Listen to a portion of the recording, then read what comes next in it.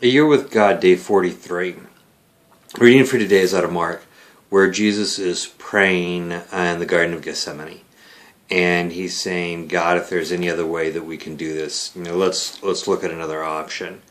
Nevertheless, not my will, but yours be done. And the focus of the reading, the devotional reading, is on that idea of reconciling ourselves to God's will, surrendering ourselves to God's will.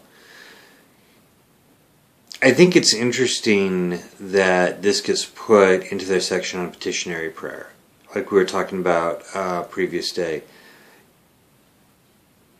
Petitionary prayer sometimes seems to be about getting what we want from God. And yet there's this component in here where we get to a point in our petitionary prayer, like Jesus was at here in Gethsemane, where he's honestly asking God to intervene. But then he steps back and says, but ultimately it's not about me. It's about God, and about what God is trying to do, and about what God is working with, and about what God wants to see accomplished. And it's about God's will, not about my will.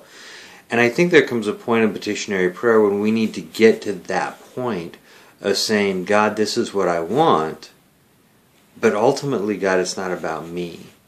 It's about you and what you want. So, ultimately, this is what I want. I've made it known in petitionary prayer, but nevertheless, not my will, but yours be done. And I think that's at the point at which prayer stops being about me, what I want, about building my kingdom, about my will, about my desires.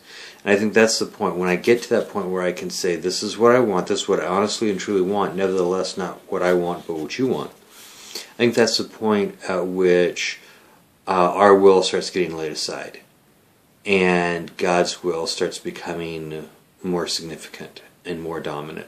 And I think that's the point at which we reach that point of surrender, of being able to turn our will, our desires, our thoughts over to God, and allowing His will, His thoughts, His desires to become predominant, to take precedence in our lives.